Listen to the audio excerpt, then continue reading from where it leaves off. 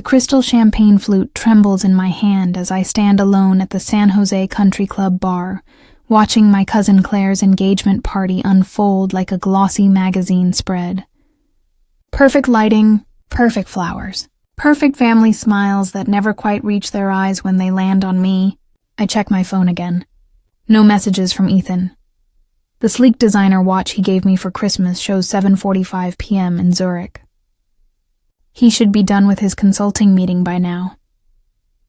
Laura, darling. My mother's voice carries that particular lilt she reserves for public performances. She's steering an older couple toward me, her pearl necklace catching the light. This is the Andersons, our new members. A practiced smile. This is Laura. She's between relationships right now. I bite back the correction. 2 years engaged to Ethan, and she still pretends he doesn't exist. The Andersons murmur polite greetings and mercifully move on, champagne glasses in hand. My phone buzzes. Finally. But it's just my team in Dubai confirming tomorrow's client presentation.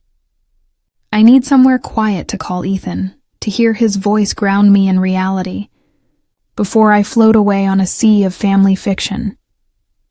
The hallway leading to the ladies' room offers blessed silence after the tinkling laughter and clinking glasses of the main room. My heels click against marble as I dial Ethan's number. Then I hear it. Laughter floating from around the corner. My mother's voice, and Aunt Patricia's, sharing that particular cadence of gleeful mockery I remember from childhood. 2 years engaged to a man no one's ever met. My mother's words slur slightly. Who does that? Aunt Patricia's answering laugh sounds like breaking glass. Aviation consultant? Is that what we call flight attendants now? I've started calling him her imaginary fiancé when she can't hear. My mother again, her voice thick with amusement. Poor thing, always trying to keep up with Claire. The phone slips from my suddenly numb fingers, clattering against marble. Tears burn behind my eyes but don't fall. I won't give them that satisfaction, even if they can't see me. The memories rush in like tidewater. Me at 22, standing in our kitchen as Dad's face turned that particular shade of purple reserved for major disappointments. Law school is your future, Laura. This art school nonsense is throwing your life away. Mom wringing her hands in the background. Graphic design is a lovely hobby, sweetheart, but it's not a career. The Christmas video calls after I moved to Europe. Mom's tight smile as I shared news about my growing client list. That's nice, dear. But did you hear? Claire made junior partner at her firm. My fingers find the textured wallpaper, grounding me in the present. The past is a dangerous place to linger tonight. I remember the first time I saw Ethan across a crowded conference room in Zurich. The way his eyes crinkled when he smiled. How he listened intently as I presented my branding concepts for his airline client. The immediate connection that felt like coming home, even though home had never actually felt that way. The work is exceptional, he'd said afterward. Your family must be incredibly proud. I'd laughed then. A short, sharp sound. They think I'm playing at having a career while looking for a husband. His hand had covered mine, warm and steady. Then they don't know you at all. The memory of calling Mom to share our engagement still stings. The long silence before her careful response. Is this real, Laura? Or are you just trying to keep up with Claire? Ethan's words that night echo in my head. They'll understand someday. Build your life first. I straighten my spine, check my reflection in a gilt-framed mirror. My emerald silk dress falls perfectly, chosen to project success without trying too hard. The diamond on my left hand catches the light, solid and real as the man who gave it to me. Laura. Claire's voice carries down the hallway. We need you for the family toast. I slip my phone into my clutch, straighten my shoulders. Of course she does. The walk back to the main room feels different now. Each step carries the weight of a decision years in the making. They want a toast? I'll give them one they'll never forget. My mother beams as I approach the microphone, probably expecting another perfectly polite performance. She has no idea what's coming. None of them do. The crystal stemware weighs heavy in my hand as I step toward the microphone. My mother beams from her carefully chosen spot near the front, no doubt expecting another of my perfectly polite performances. The same smile she wore through 2 decades of piano recitals and debate tournaments, watching me hit all the right notes while missing the music entirely. When 2 people find each other, I begin, letting my gaze drift across the sea of expectant faces. They deserve a foundation of belief and support. The words float across the reception hall, carried by the venue's precise acoustics. Claire and Michael have that foundation in spades. Every step of their journey celebrated, documented, believed. A champagne flute clinks against a butter knife somewhere in the back. Someone coughs. My mother's smile slips, just a fraction as my eyes find hers. Some people never receive that support. The words land soft but sharp, like snow before a storm. Some build their lives while those closest to them whisper doubts behind closed doors and country club bathrooms. My mother's fingers tighten around her glass. Aunt Patricia shifts in her chair, that particular rustle of silk that always accompanied her judgments. So here's to those blessed with family who believe in them without proof, without question. I raise my glass, ice cracking in the silence, and to those who succeed anyway. The applause comes scattered and uncertain, like the first drops of rain. Maria appears at my elbow as I step away from the microphone, her hand warm against my arm. "I wanted to tell you," she whispers, her phone screen glowing between us. They've been saying this for years. The family group chat scrolls beneath her thumb. Words jump out like neon signs in the dark. Maybe she needs therapy. No real career. Inventing relationships to compete with Claire. My father's voice drifts from a nearby table. Laura's going through a phase. The same dismissal he used when I left law school, when I moved to Europe. When I built my first international client portfolio, a phase lasting 15 years. "Your brother told the Hendersons your international career was mostly freelance work," Maria adds, her voice barely audible above the string quartet. "Like you're sitting in a coffee shop designing logos instead of running global campaigns." The weight of years of dismissal settles across my shoulders like a familiar shawl.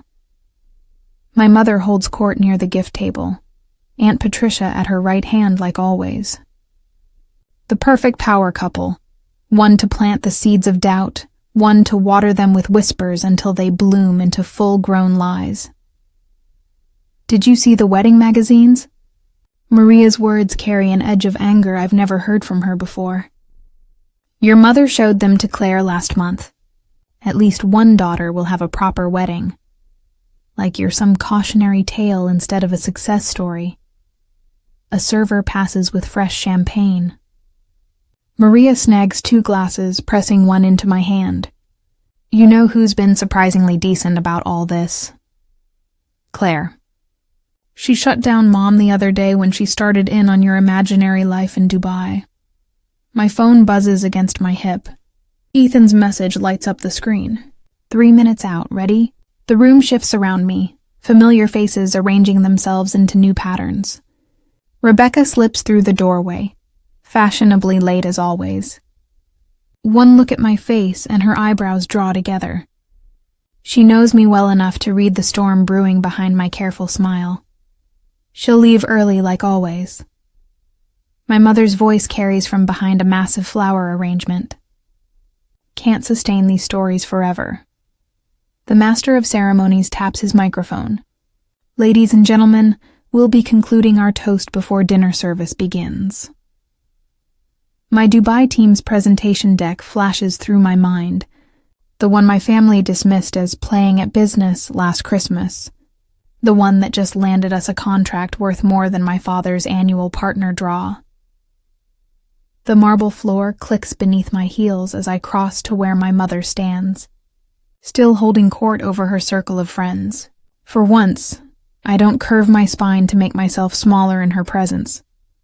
"I've never lied to you about my life," I say, my voice steady as a heartbeat. "Not once. Remember that." Something flickers behind her eyes. Discomfort, maybe even fear, before the practiced smile slides back into place. "Of course, darling. We've always supported your creative endeavors." The first throb of helicopter blades cuts through the evening air. My mother's head snaps up, recognition dawning in her eyes as they meet mine. She knows that sound, has bragged often enough about my father's clients arriving for dinner parties in their private choppers. But this time the sound carries a different message. Sometimes the truth doesn't whisper. Sometimes it roars. Have you ever been subjected to years of doubt by those who should believe in you most? What evidence would it take to change their minds? For Laura's family, it was about to land on their perfectly manicured lawn.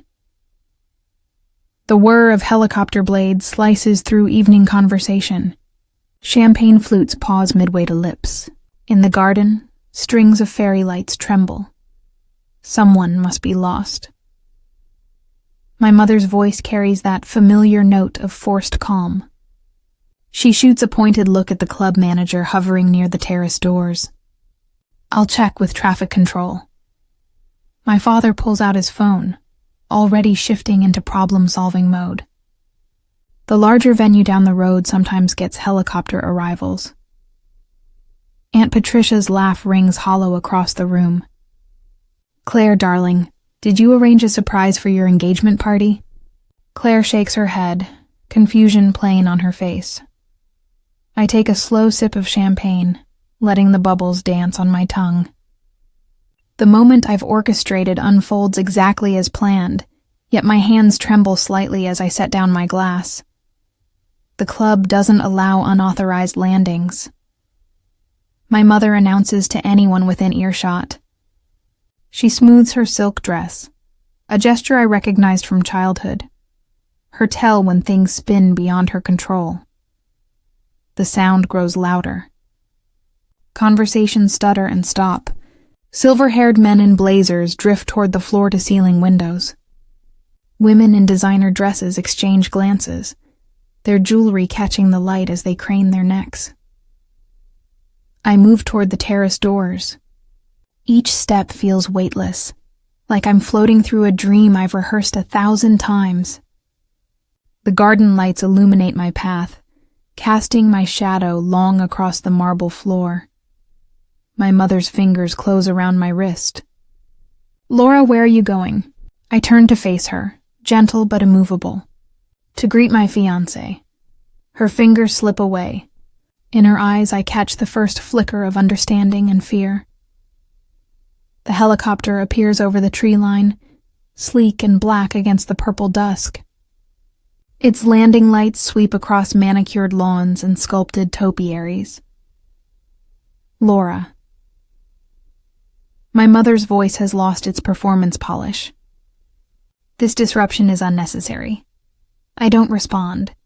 The time for words passed long ago, somewhere between imaginary fiancé and tonight's whispered mockery. Instead, I push open the terrace doors and step into the evening air. Behind me, the party has gone silent. Even the string quartet has stopped playing. I stand framed in the doorway, my emerald silk dress moving in the artificial wind. The moment stretches like pulled taffy, sweet with anticipation. The helicopter touches down with professional precision. The rotors slow, their rhythm fading to a whisper. When the door opens, Ethan emerges like an actor hitting his mark. My breath catches. He looks exactly as I'd imagined in his charcoal suit. Hair slightly windswept, every inch the successful aviation consultant. His long strides eat up the distance between us, confident and unhurried. "Sorry I'm late, darling." His voice carries across the hushed garden. He bends to kiss my forehead, his hand settling at my waist with familiar warmth. "Did I miss your toast?" A collective gasp ripples through the crowd. I hear crystal shatter, someone's grip on their champagne flute failing spectacularly. Ethan turns toward the party, his smile genuine as he spots Claire and her fiancé. "Claire, Michael, congratulations." He reaches into his jacket and produces an envelope. A small engagement gift. "First-class upgrades for your honeymoon. The Maldives, right?" Claire's face lights up with real pleasure. Unlike my mother, my cousin never participated in the whispered doubts. "Ethan, you shouldn't have." "Thank you." My friend Rebecca catches my eye from across the room, her knowing smile a balm for my racing heart. She raises her glass in a silent toast. Ethan guides me back inside, his hand steady at the small of my back. We move through the crowd like water through a stream, people parting before us. My father steps forward, his face a complex map of embarrassment and calculation. "Mr. Harrington." Ethan extends his hand. "It's wonderful to finally meet you." Laura speaks of her childhood with such fondness. My father's handshake is automatic. Years of corporate training taking over. "Aviation consulting, you said?" "Which markets?" "Primarily Europe and Asia." Ethan's voice carries the precise mix of authority and ease that commands boardrooms. "We're expanding our presence in the Middle East. Actually, that's what delayed me. Needed a conference call with our Dubai team ran long." My mother hovers at the edges of the conversation, her fingers twisting her pearl necklace. Aunt Patricia has retreated to a far corner, suddenly fascinated by her phone. Other relatives drift closer, their earlier dismissal transformed into hungry curiosity. "Laura." My mother's voice cracks slightly. We should have believed me?" The words slip out soft as silk, sharp as steel. "Yes, you should have." Ethan's hand squeezes mine, grounding me in the present. Around us, phones appear in manicured hands. I know what they're searching for. Ethan's consulting firm, my international clients, the life they dismissed as fantasy. The Almahara Group was particularly impressed with Laura's branding work. Ethan mentions casually to my father. The contract value alone. My mother's sharp intake of breath cuts through his words. On her phone screen, I glimpse the headline. Harrington Global Branding secures historic Middle East deal. "You never mentioned," she begins. I did. My voice remains steady. "Every Christmas call, every birthday, you change the subject to Claire's law firm promotions. The string quartet starts playing again, but the party's rhythm has fundamentally shifted. Years of dismissal crash against the concrete reality of Ethan's helicopter. My success, our life. The impact leaves my family scrambling to rewrite history. Laura has a keynote speech at the International Brand Summit next month." Ethan continues smoothly. "Perhaps you'd like to attend. We could arrange tickets." My father's phone appears in his hand so quickly it seems to materialize. Around us, other relatives tap and scroll, their faces illuminated by the blue glow of screens showing my career, my achievements, my truth. The weight of vindication settles around my shoulders, not like a crown, more like armor I no longer need to wear. Ethan's arm settles around my waist as we make our way through the reception.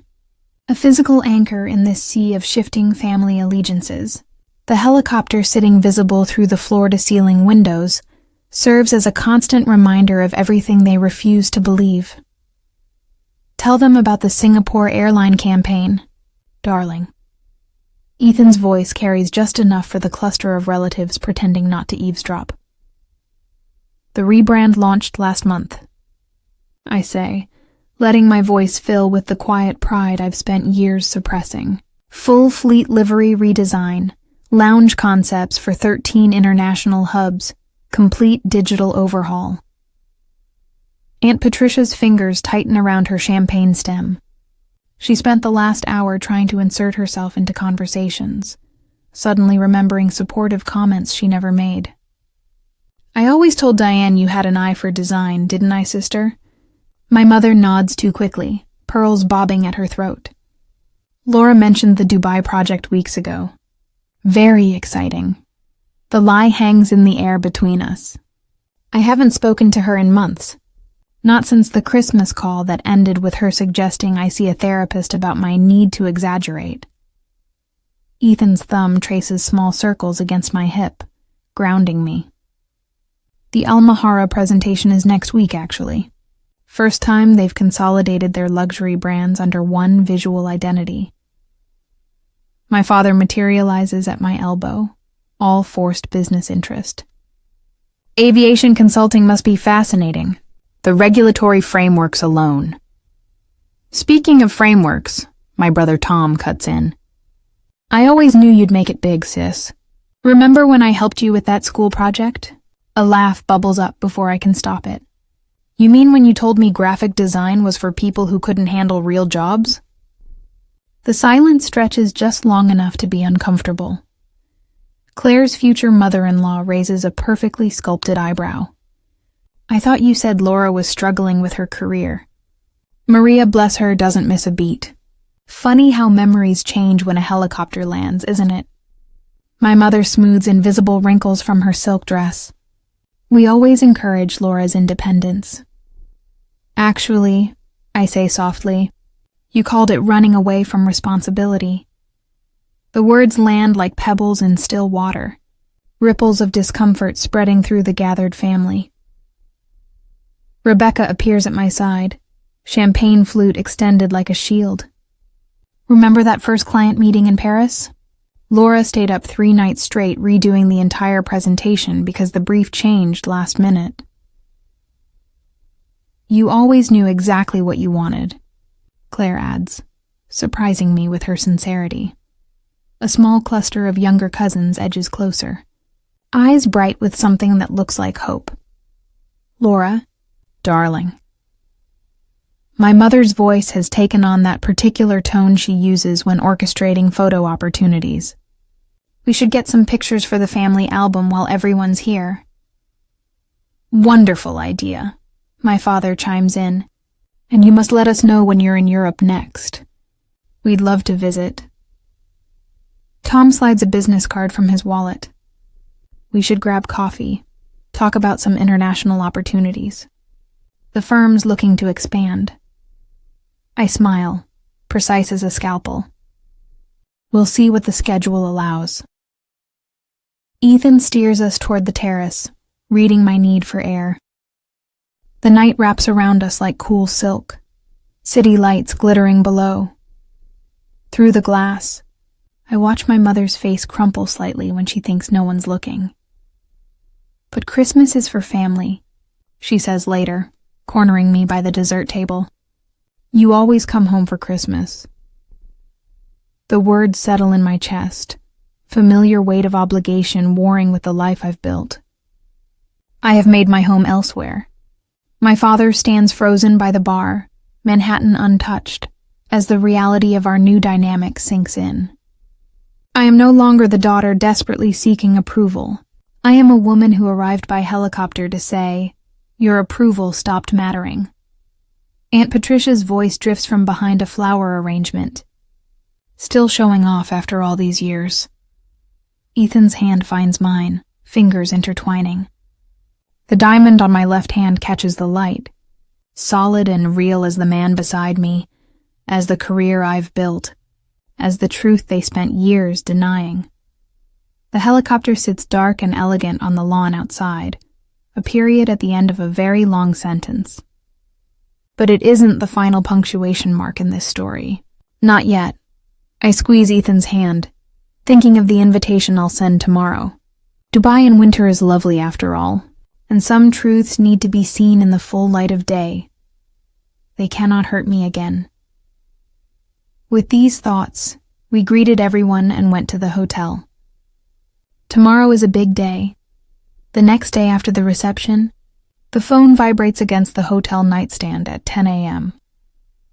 My mother's name flashes across the screen, accompanied by her carefully curated profile photo from last Christmas.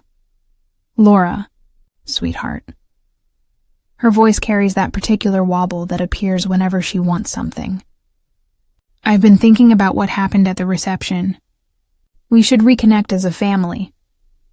I let the silence stretch, watching Ethan's reflection in the floor-to-ceiling windows as he moves around our suite, preparing for another consulting call. Mom, I have meetings all morning. Of course you do. The wobble transforms into something sharper. Your father wants to discuss some investment opportunities for your business. She pauses. The family business could use an international presence. My phone buzzes with incoming texts. Dad suggesting coffee to talk about your future. My brother Mike suddenly interested in expanding our horizons globally. Even Aunt Patricia has posted on Facebook, featuring a photo from Claire's engagement party, with the caption, "So proud of my successful niece Laura. Family first. Global business." Ethan catches my eye in the reflection, raising an eyebrow. I shake my head, lips curving into a smile that holds more satisfaction than amusement. The country club membership committee meets next month. Mom continues, voice brightening. Your father could nominate you now that you're established. The word hangs between us like a poisoned apple. Established. As if my success only became real when it arrived in a helicopter. The lake house is lovely in autumn, she adds. We could update the family Christmas card. You and Ethan would look wonderful on the dock. I trace my finger along the window, watching the morning sun strike the glass towers of Dubai's financial district. That's generous. Mom, well, family is family. Her voice softens. We can put all this unpleasantness behind us. All this unpleasantness, I repeat, letting each word fall like a stone. You mean the years you spent telling everyone I was lying about my life? Laura, really. We were just concerned. Ethan sets a cup of Earl Grey on the desk beside me, his hand resting briefly on my shoulder. The warmth of his palm grounds me as the realization crystallizes. They're not sorry they didn't believe me, I say after ending the call. They're sorry they can't use me. Ethan leans against the desk, arms crossed. What do you want to do about it? I open my laptop, fingers hovering over the keyboard. The words flow with unexpected ease. I'd like to invite you to Dubai next month. Let me show you what I've built. 3 weeks later, I watch my parents scan the arrivals terminal, their expectations visible in their designer luggage and travel outfits. Mom's face falls slightly when she spots our waiting car, not a luxury sedan, but a modest electric vehicle. The hotel is lovely. She manages later, as Ethan guides them through the understated lobby of the Four Seasons. No gilded excess, no ostentation, just quiet, impeccable taste. We thought you'd be comfortable here, I say, watching them search for the flash and glitter they'd imagined. Dubai isn't all about spectacle. The next morning, I lead them through the glass doors of Harrington Global Branding. 30 pairs of eyes look up from sleek desks, their owners rising in greeting. Good morning, Laura, they chorus, some voices carrying accents from London, Singapore, Cape Town. Your team? Dad asks, eyes jumping from face to face. My family, I correct him quietly. I watch them absorb the wall of client logos, the industry awards, the framed magazine covers featuring my work. Through the conference room glass, they glimpse my upcoming keynote presentation for the Global Brand Summit. All this time, Mom whispers, "You really were building something." Yes, I gesture to my office. Would you like to see more? That evening, I choose a rooftop restaurant overlooking the city. The lights below mirror the stars above, creating an infinite field of possibility. For years, I say, setting my phone on the white tablecloth, you thought I was lying about my life. We were just concerned. Mom begins, reaching for her water glass. I press play. Her own voice fills the space between us. Her imaginary fiancé, followed by Aunt Patricia's laughter. I didn't invite you here for an apology. The words come steady and clear. I invited you to see the truth. Dad's face flushes that familiar purple. You brought us all this way to embarrass us? No, I meet his gaze. I brought you here so you would finally see me. Mom's tears fall, smearing her careful makeup. We were wrong about everything. Yes, you were. I take a sip of water, letting the moment settle, and that will take time to address. The city glitters below us, a constellation of lights marking paths not taken, choices that led me here. My parents sit across the table, finally seeing the daughter they never believed existed. Their approval, so desperately craved for so long, feels strangely hollow now. Ethan's words from this morning echo in my mind. The greatest revenge isn't proving them wrong. It's living so fully that their approval becomes irrelevant. I study their faces in the candlelight.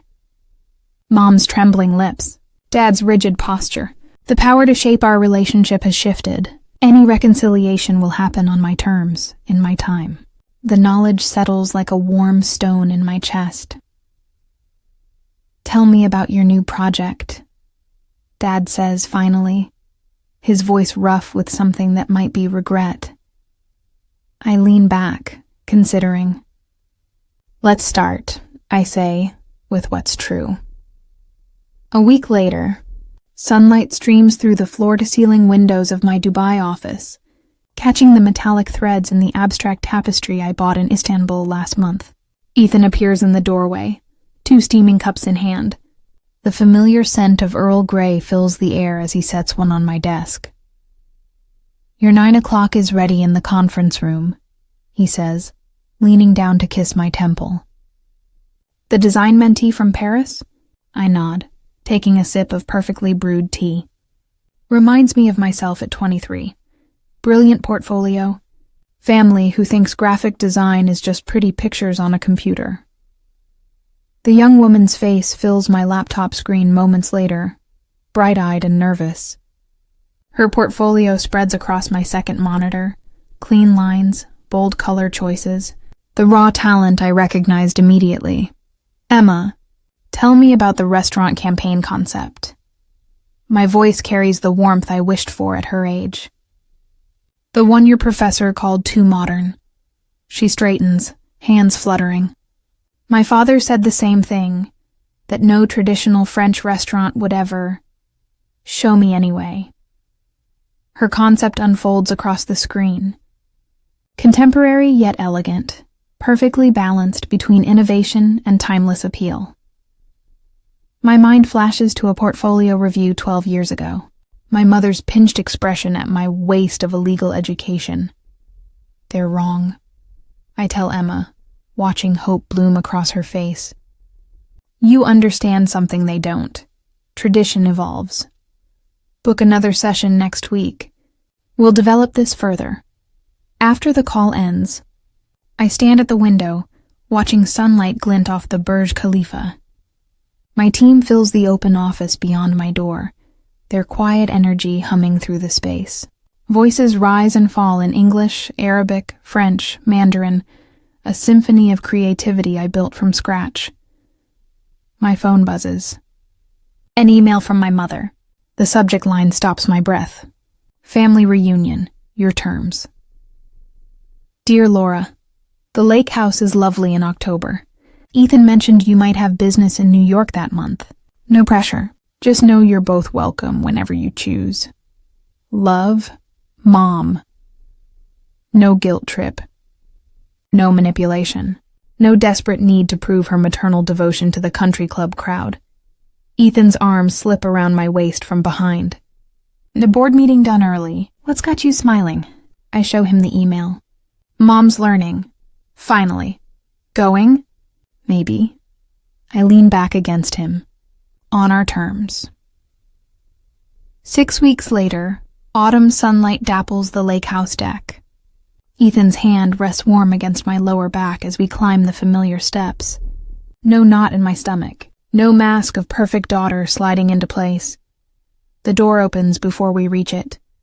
Mom's eyes meet mine, clear and uncertain. Laura, Ethan, thank you for coming. Inside, fall-scented candles flicker on the mantel. Dad looks up from his paper, reading glasses perched on his nose. Just read about your team's award. The Hong Kong campaign? Singapore, I correct gently. But yes, the Asian market expansion exceeded projections. No dismissal. No comparison to my cousin's law firm partnership. Just my father's small nod, the beginning of understanding in his eyes. Monthly video calls followed. Awkward at first, like learning a new language. Dad asking about projects, actually listening to the answers. Mom sending articles about female entrepreneurs in the Gulf states, her handwritten notes in the margins showing she'd really read them. Aunt Patricia's absence speaks volumes. Some bridges burn for a reason. The Santorini wedding photos arrive in December. Small, intimate, perfect. Claire beside me in a sage green bridesmaid's dress. Our childhood competition dissolved into genuine friendship. My parents in the background, respecting the boundaries of their new role. Rebecca's champagne toast still echoes. To believing in yourself when no one else would. Spring finds me in a Dubai conference hall, addressing a room of young designers. Many of their stories mirror my own. Families who mistake different for wrong, dreams dismissed as phases to outgrow. The helicopter story spread. I tell them, watching recognition spark. But that moment wasn't about proving anyone wrong. It was about finally being right with myself. A young woman approaches afterward, portfolio clutched to her chest. My family thinks I'm wasting my accounting degree. They don't believe I can make it in design. I see myself in her tight shoulders, her defensive grip on her work. Show me what they don't see. Mom visits the office in May. She pauses before the framed photo of Ethan's helicopter landing, backlit against the country club's manicured lawn. I was so embarrassed that day. Her voice catches. Now I understand it was necessary. It wasn't about embarrassing you. I meet her eyes in the glass reflection. It was about finally being seen. I see you now. She touches the frame gently. I'm sorry it took so long. I needed you to see me then. The truth settles, peaceful as sunset over the Arabian Gulf. I don't need it anymore. Later that night, Ethan and I stand on our balcony, the city lights jeweling the darkness below. Plans for the New York office expansion spread across the patio table between us. We could take the apartment in Manhattan, I muse. Be closer to family if we want. If we want. Ethan's smile holds a decade of understanding. Your choice, your terms. I watch a plane's lights trace across the star-studded sky, remembering a young woman who once thought proving her worth would fix everything. The greatest revenge isn't proving them wrong. My fingers lace through Ethan's. It's living so fully that their approval becomes irrelevant. The night breeze carries the scent of jasmine from the garden below. Somewhere in Paris, Emma works on her restaurant campaign. In Dubai, my team prepares tomorrow's client presentation. In a lake house in America, my mother learns to see her daughter clearly, all of us evolving, one truth at a time.